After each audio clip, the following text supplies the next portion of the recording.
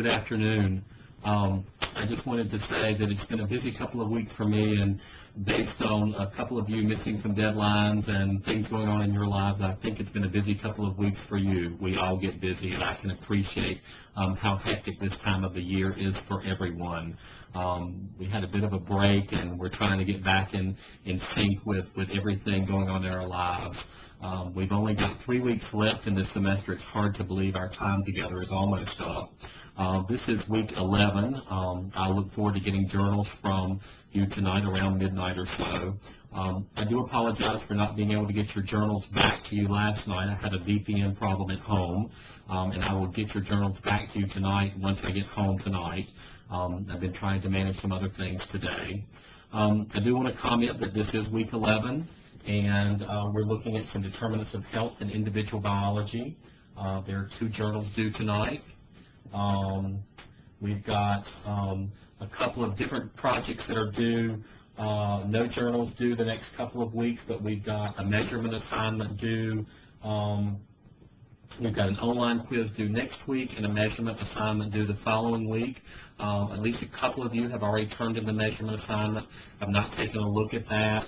By my count, I've got 7 policy alert journals from you. I haven't been online to the Blackboard website. I've been traveling for the past couple of weeks, so if you have a different count than that, I'm sure you'll alert me to that. You do know that the policy alert journals are due from everyone on the 15th.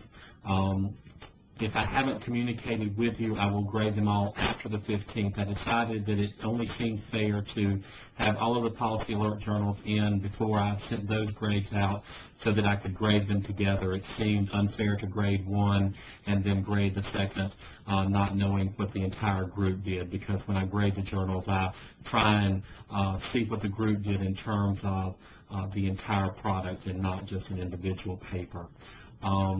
I think those are probably the key points for this week. I think many of you, when you looked at the Healthy People 2010 progress reports this week, were a bit surprised at some of the things you found, areas where we as a nation have made some progress, other areas where we've had some slippage, particularly in the areas of obesity. I think you were shocked at the huge epidemic that has created in this country and the struggle that many minority groups are having with that issue. Many of you ask, what can I as an individual practitioner do?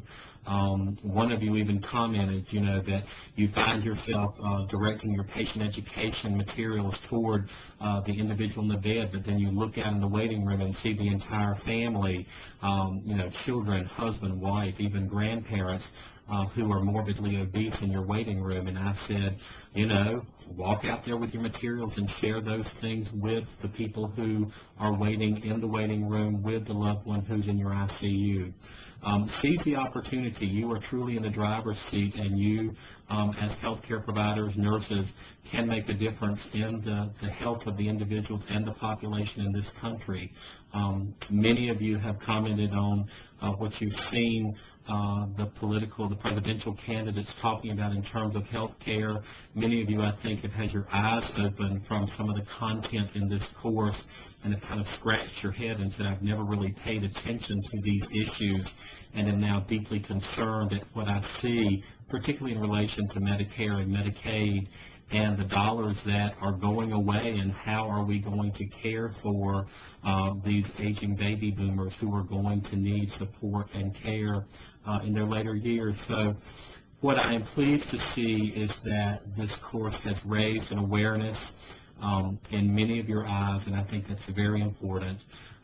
Continue to ask questions, continue to push the envelope, continue to read and be thoughtful about the content in this course, because whether you run for office or whether you change the world, just having the knowledge that you can share with the populations that you care for, either in your hospital setting or your community setting, or for our one classmate who's up in Alaska, it will be important for the future of this country. Thank you, and have a good week. And if there's ever anything I can do for you, please don't hesitate to shoot me an email or give me a call. I hope you have a great week. Thank you.